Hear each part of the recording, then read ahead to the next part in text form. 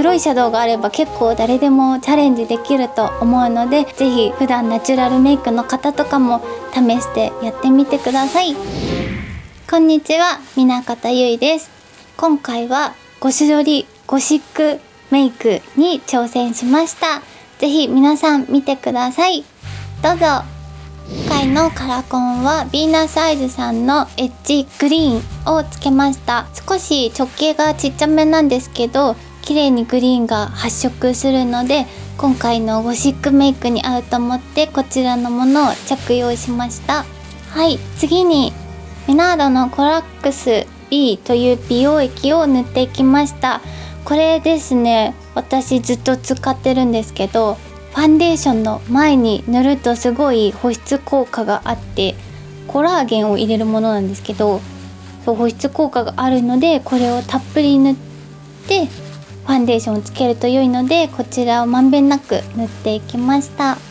はい、次にメナードのエンベリエのメイクアップベースを塗っていきました。こちらもしっとりさせるタイプのもので、クリーム状になってるのですごい伸びやすいし、しっとりするしという、私も極度の乾燥肌なので保湿に保湿を重ねてベースをしっかりしていきました。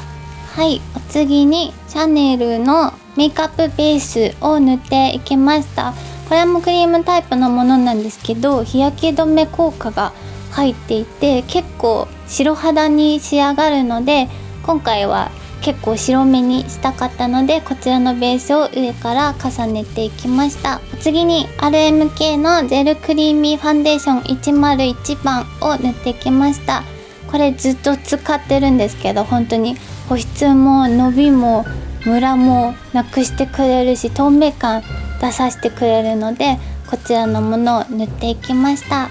はい、次にメナードさんのコンシーラーを塗っていきました。これもずっと使ってるものなんですけど、このハケタイプで伸びやすくて、クマとか消す時にですね、あんまり割れたりしないので、こちらを使っていきます。で、今回はまんべんなく白っぽくしたかったので、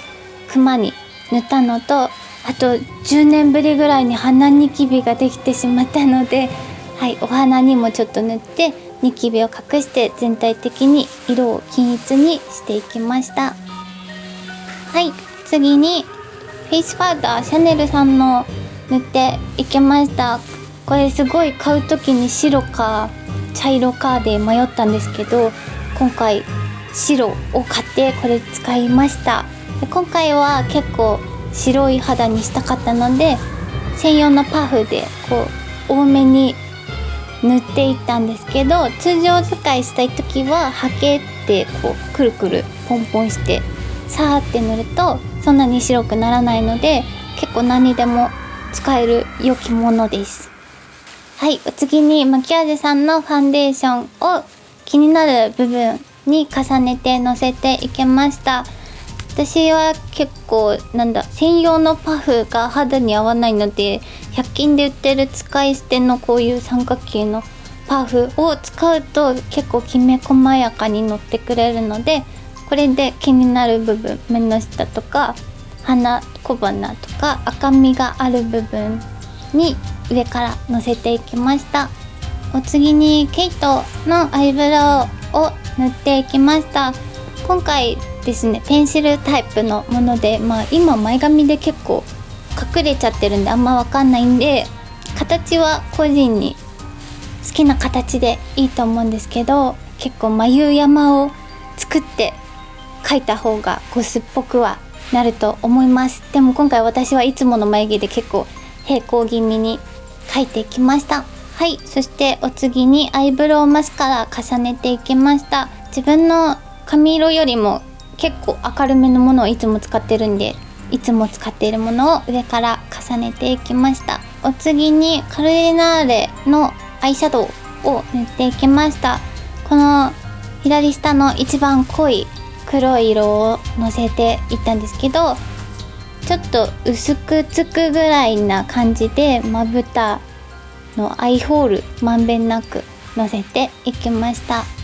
お次にダイソーで購入したアイテープを使用していきました。肌色のものなんですけど、前にも使ったことあるかなと思うんですけど、そのアイテープを半分に切りまして、1個細くして両目に貼り付けていきました。ポイントは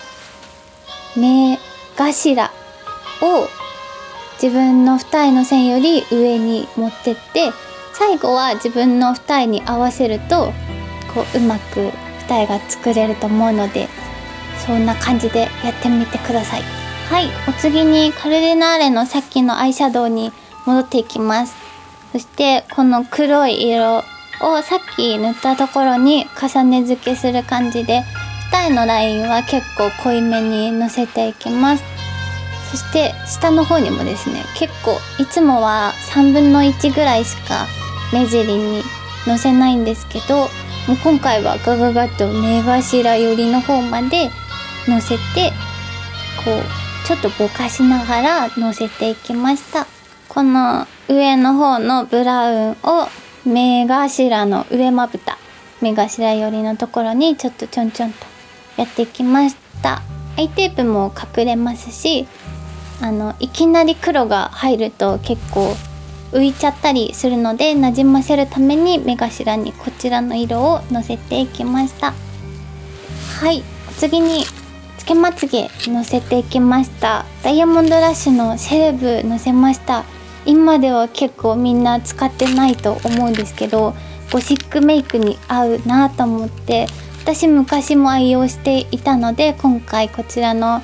まつげをつけました。結構ボリュームも長さもあるけど束感が程よいので、私は好きでこちらを使っています。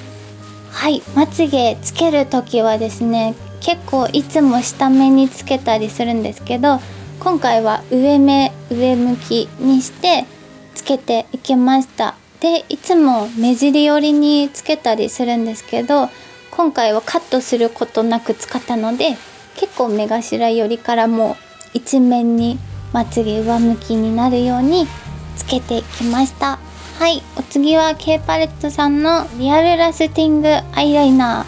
ー、ブラウンですね。濃いブラウンの方、多分黒、ダークブラウンとかあると思うんですけど、ダークブラウンのやつを使っています。これでさっきつけたつけまつげをなじませるために、地まつげとつけまつげの間を埋めるのと、あといつもは引かない目頭寄りの方のですね、目を大きく見せたかったので、目頭寄りにちょこんちょこんと入れて、目尻はいつもより結構太めの跳ね上げを引いて、そして下にも引いていきます。これは結構ね、目の際寄りに引いて、これはもう目頭ぐらいまで引いていきました。で、目尻の方はちょっと太め、目頭の方はちょっと細めにするとバランス取りやすいと思うので、そのように引いていきました。はい、次マスカラ塗っていきます。モテマスカラのボリューム塗っていきました。これはすごいボリューム出るし、セパレートになるしで気に入っているものなんですけど、上も下もまんべんなく塗って、上はつけまつげあるんでなじませられる程度にさらっと塗って、下はマスカラを縦に持ってやるとつきやすいので、結構ボリューム出ろうと願いながら塗っていきました。はい、お次さっきのカルディナーレのシャドウの黒でまた下の方を塗っていきました。さっきアイラインを引いたので、それが濃すぎないようにというか、なじませる感じで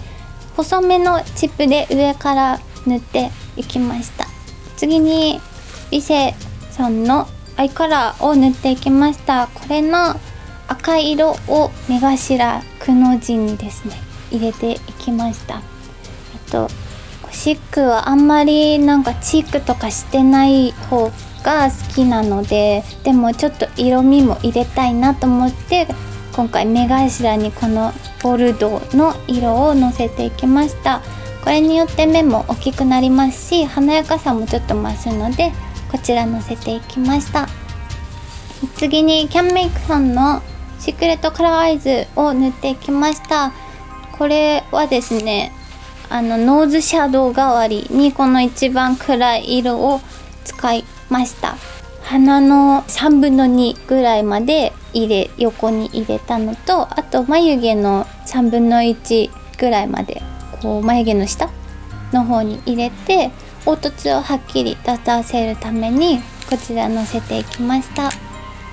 はい、そしてアディクションのアイシャドウ白っぽいやつですねを使ってハイライト代わりにのせていきました。これは結構ラメ感が綺麗なので、ハイライトのここのところとかお花のところ、あとここの目の下に三角形ができるように入れると結構キラキラして綺麗なのと顔が明るく見えるので、こちらのせていきました。次にアディクションのマリアージュのせていきました。これ本当にラメがすごいキラキラするので、まぶたに重ねるようにしてのせていきました。結構馴染みやすいのもあるので、最後にこちらでキラキラを足していきました。はい、そして最後にキャンメイクさんのオイルバームルージュを塗っていきました。これなんか冬に出た色で、ブラウン寄りのボルドー寄りのブラウンみたいな感じの色で結構ゴスに合うので、これを塗りました。そしていつもよりちょっとオーバー気味、上唇のところとかオーバー気味にして小顔効果を出して塗っていきました。はい、そしてヘアセットなんですけど、ゴシックは結構暗めの色が私好きなので、髪の色なのでウィッグを結構ロングのウィッグをかぶりました。そして前髪もこうパッツン気味の前髪にしまして、今回アリス&ザ・パイレーツさんの衣装で同じ頭ものものせました。はい、でゴスだったのでゴスのメイクを考えてこうやったんですけど、結構魔女っぽくもいけます。はい、皆さんゴシックメイクどうでしたか？私はですね、普段あんまり黒いシャドウを使ったりとかしないんですけど、今回ゴシックメイク挑戦してみて、黒いシャドウがあれば結構誰でもチャレンジできると思うので、ぜひ普段ナチュラルメイクの方とかも試してやってみてください。今回衣装はですね、ゴシックロリータということでアリス&ザ・パイレーツさんにお借りしました。結構ですね、姫袖とかもすごいし、黒目で統一されててゴシック合うなと思って、こちらのお洋服にしました。でもこの帽子がついてるのでね、魔女にも見えるかもしれないんですけど、はい、今回はこんな感じの衣装です。私ですね、 SNS やってまして、インスタ、ツイッター、フェイスブックやってるので、みなゆいで検索して見てみてください。はい、そしてチャンネル登録もぜひぜひお願いします。そして他の動画もたくさんあるので、ぜひ見てください。それではバイバーイ。